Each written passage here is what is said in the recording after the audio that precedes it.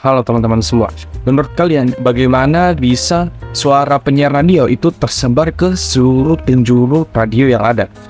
Contoh misalnya, seorang penyiar radio yang berada jauh di sana, itu bisa suaranya kedengaran sampai di radio di rumah kita misalnya. Nah, tahu nggak itu kalau bisa terjadi? Tentu saja itu kan terjadi secara magic ya. Tentu saja ada penjelasannya ya. Jadi ada banyak yang akan kita bahas di sini. Jadi selamat datang di penjelasan tentang gelombang elektromagnetik. Gelombang elektromagnetik merupakan gelombang yang dapat merambat tanpa memerlukan perantara ya. Jadi gelombang elektromagnetik ini dia bisa berjamur ya, bisa merambat tanpa ada sesuatu di dalamnya. Beda misalnya contoh getaran. Nah, getaran itu hanya bisa merambat jika ada perantaranya, contohnya kayak benda padat ya, benda padat. Nah, tapi kalau gelombang elektromagnetik ini dia bisa merambat tanpa ada udara sekalipun, tanpa ada apa-apa. Jadi di ruang hampa tanpa ada apa-apa itu dia tetap bisa merambat ya. Nah, terus level dari gelombang ini tidak selalu sama. Semakin tinggi energi gelombang tersebut, maka semakin pendek juga panjang gelombang ya. Gelombang elektromagnetik ini terpicu jika ada medan listrik dan medan magnet yang arah hambatnya itu saling tegak lurus. Dapat dilihat di gambar ini ya. Oke. Dan jadi kalian bisa lihat arah hambat dari medan listrik dan medan magnet ini saling berkaitan, saling tegak lurus mereka ya. So dengan namanya juga elektromagnetik, yaitu elektron yang dari kata listrik, dan magnetik yaitu magnet. Jadi medan listrik dan medan magnet yang saling berkaitan ya. Dan juga percobaan mengenai gelombang elektromagnetik ini pernah dicobakan oleh seorang fisikawan yang bernama Bapak Heinrich Rudolf Hertz. Kita sebut saja Bapak Hertz ya. Bapak Hertz ini menyiapkan sebuah transmitter yang gunanya untuk menghasilkan kilatan listrik. Nah, lalu sebuah receiver juga disiapkan dengan jarak 1 meter jauhnya. Lalu transmitter ini dialiri arus listrik sehingga muncullah kilatan listrik. Nah, yang terjadi selanjutnya adalah di receiver tadi ikut muncul kilatan listrik, padahal receiver ini tidak dialiri arus listrik sama sekali. Jadi, percobaan ini membuktikan kalau energi pada transmitter merambat hingga bisa diterima oleh receiver. Kenapa bisa? Tentu itu karena energi dari transmitter ini tersalurkan ke receiver melalui gelombang elektromagnetik. Nah, jadi gelombang elektromagnetik ini juga memiliki jenis-jenisnya. Kita akan bahas semuanya satu persatu ya. Yang pertama yaitu sinar gamma dengan panjang gelombang 10 pangkat minus 15 meter hingga 10 pangkat minus 11 meter dengan frekuensi 10 pangkat 20 hingga 10 pangkat 25 Hz. Sinar gamma digunakan untuk mengobati kanker. Energinya yang sangat tinggi ini dimanfaatkan untuk menghancurkan sel-sel kanker di dalam tubuh. Akurasi dan powernya ini sangat cocok untuk menghambat pertumbuhan sel kanker. Lalu berikutnya ada sinar X dengan panjang gelombang 10 pangkat minus 11 hingga 10 pangkat minus 8 meter dan frekuensi sebesar 10 pangkat 16 hingga 10 pangkat 20 Hz. Sinar ini biasa digunakan untuk membersihkan alat-alat medis dengan cara membunuh bakteri, kuman, atau mikroorganisme lainnya yang terdapat pada alat medis, sehingga alat medis bisa steril dan dapat langsung digunakan tanpa melalui proses pengeringan terlebih dahulu.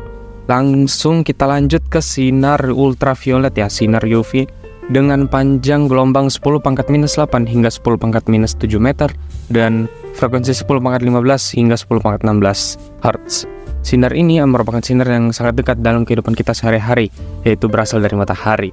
Sinar ini dapat mengakselerasi produksi sel darah putih kita sehingga dapat digunakan sebagai peningkatan daya tahan tubuh. Lalu berikutnya ada cahaya tampak dengan panjang gelombang 10 pangkat minus 7 meter dan memiliki frekuensi sebesar 10 pangkat 15 Hz. Cahaya tampak memiliki kegunaan yang sangat spesial, yaitu membantu kita dalam melihat. Jika tidak ada cahaya yang terpantulkan ke mata kita, maka semuanya akan terlihat sangat gelap. Selanjutnya yaitu ada sinar inframerah dengan panjang gelombang 10 pangkat minus 7 hingga 10 pangkat minus 3 meter dengan frekuensi 10 pangkat 11 hingga 10 pangkat 15 Hz. Sinar inframerah ini biasanya ditemukan di ujung remote TV atau remote AC.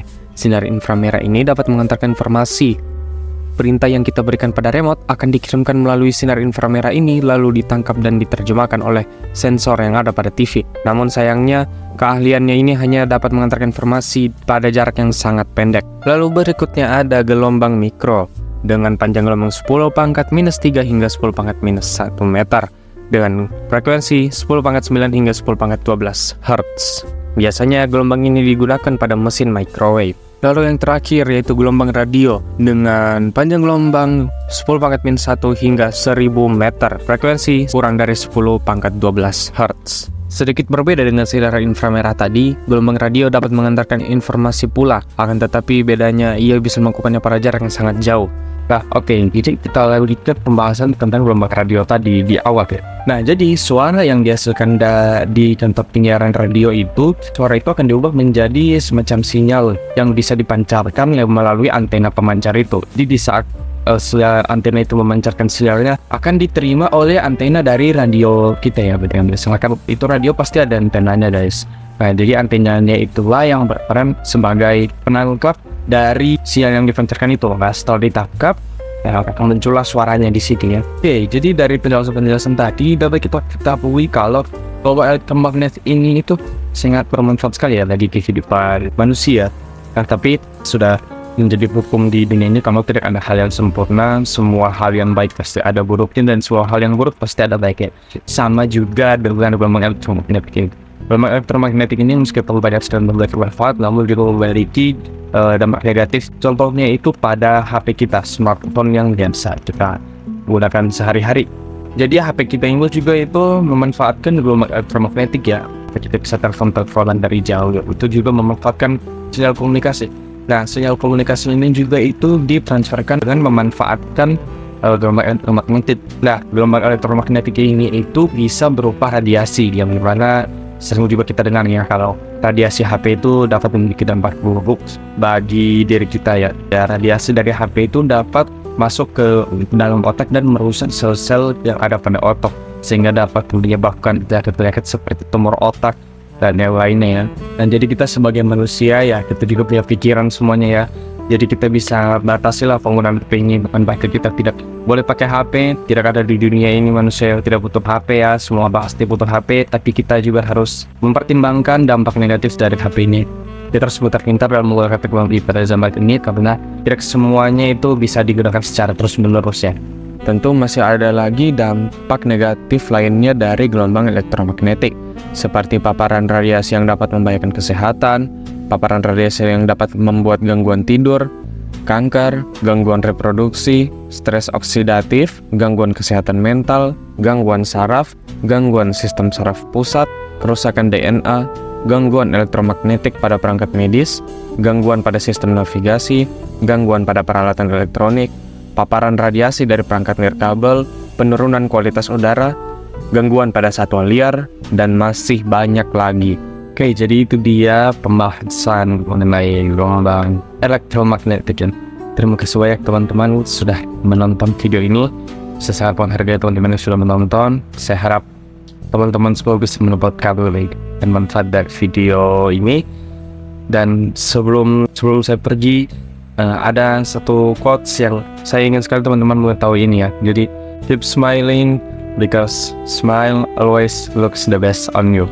Ya, jadi frasa ini saya ambil dari sebuah lagu ya. Saya harap mungkin teman-teman bisa mendengarkan lagu tersebut. Jadi ya, itu saja sekian dari saya.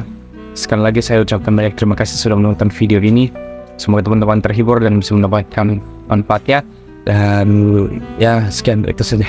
Terima kasih banyak.